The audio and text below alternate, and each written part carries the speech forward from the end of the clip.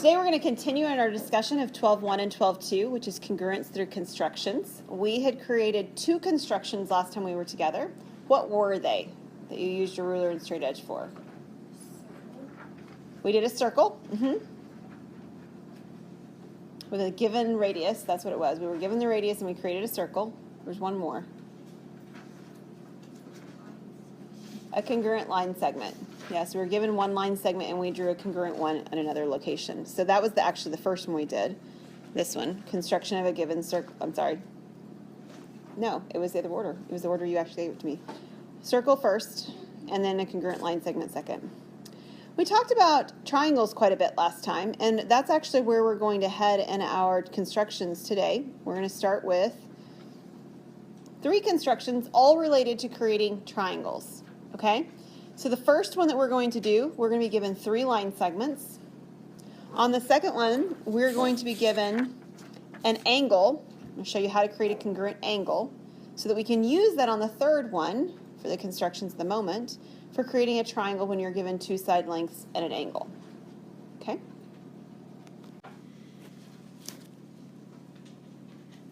All right, so those 3 constructions, if you want to watch them done again or want to see somebody else do them, they are in Moodle Rooms, a separate link. They'll say video 3, video 4, video 5.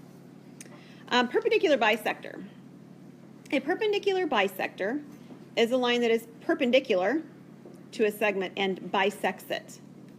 Don't you love definitions where you use the word inside of the definition themselves? It's fantastic.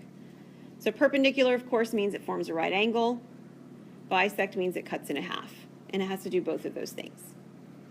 The point is the same distance from the 2 end points of a line segment if and only if the point is on the perpendicular bisector of the segment. Okay, so that's a theorem. We could prove that. I'll give you sort of a proof by argument out loud. Imagine what would happen if I decided to place a point anywhere along this line. I don't care where you drew it. That wasn't even on the line. How about this one? Any point along that line.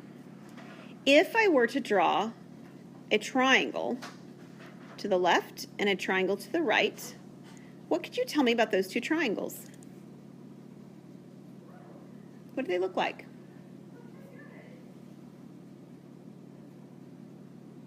How do they compare?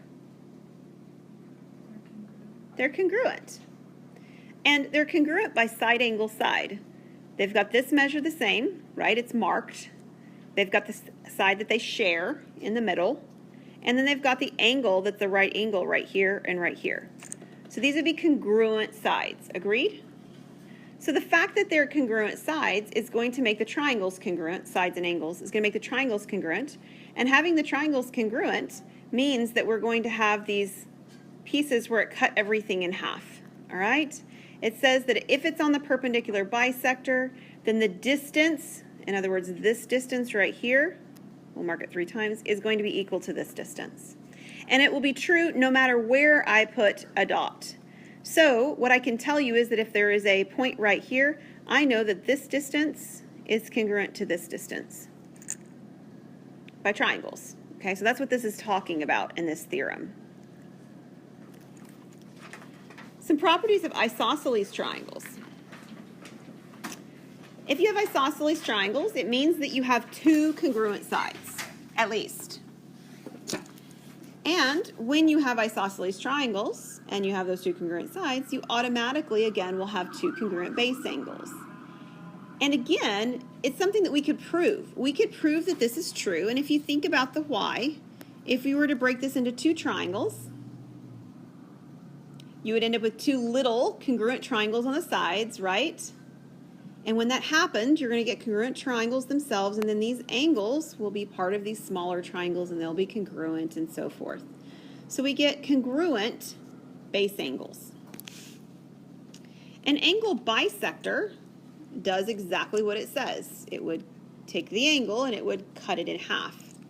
So the angle bisector of the angle formed by the 2 congruent sides is a perpendicular bisector of the base. So sometimes people think that if you can cut the angle in half, then you automatically cut the other side in half. or if you cut the angle in half, you automatically get a perpendicular to the other side. And the reality is that in general that doesn't hold true. But in an isosceles triangle, it does. In an isosceles triangle, it does cut the other side of the triangle in half, and it does create these 90-degree angles at the bottom. So this is a unique fact to isosceles triangles. All right, and altitude. So this is not exactly like altitude in the mountains, but it's similar. So if I were to talk about the altitude when I go skiing, what we're really talking about is we're talking about the distance wherever we are on a mountain, or wherever really, back to sea level. And it's a perpendicular distance. So the altitude in 2 dimensions, this is how it's describing it, is the perpendicular segment from a vertex of a triangle to the line containing the opposite side of the triangle. The triangle has 3 altitudes, 1 for each vertex, and they do in fact all intersect in 1 point.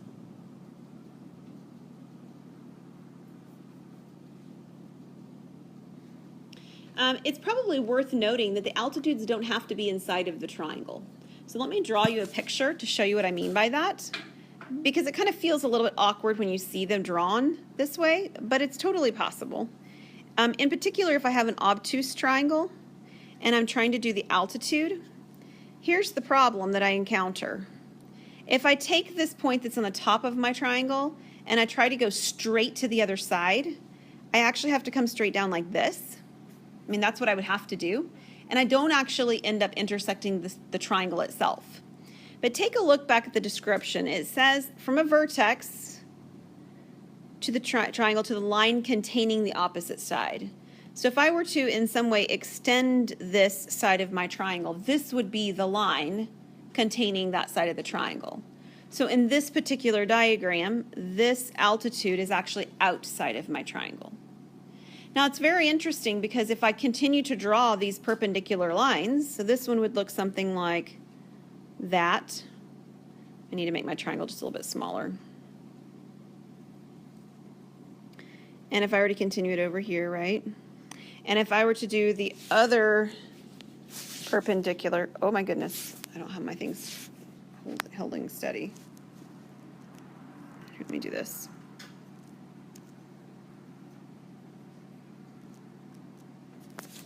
And let me see. I would have to do it to this line over here.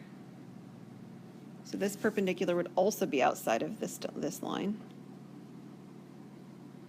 Looks something like that. It's not perfect, but they will still all coincide right here.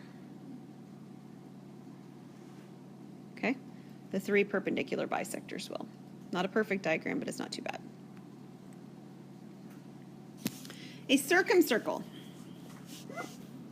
All right, circumscribed is what we talk about when a circle is created around a triangle. A circle around a triangle where every vertex of the triangle is on the circle. There's only one way to do this. It's not like I have infinitely many circles that will do this for any triangle. There's only one circle for every triangle that will hit these points, particularly the way that it's described. Inscribed would be a triangle that is contained inside, well, that's true too, but I've written it differently. Inscribed would be a triangle that is in the circumcircle. So we would say that the circle circumscribes the triangle, and the triangle is inscribed in the circle. Okay? We can talk about any shape. There's nothing special about talking about it in terms of the circle and the triangle. We can talk about a pentagon inscribed inside of a triangle. You can talk about that. Inside just means inscribed, just means inside. Circumscribed just means on the outside. We are going to focus our attention on circles and triangles, though, so that's why this is written this way. A circumcenter is the point where any 2 perpendicular bisectors of the sides, not just perpendiculars, not angle bisectors, but perpendicular bisectors of the sides of the triangle, intersect. It's also that the center of the circumcircle.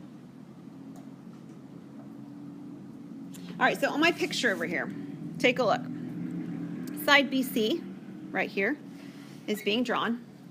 And The opposite side A does not contain, or nor will it ever contain, that pink line, right? This pink line right here that we see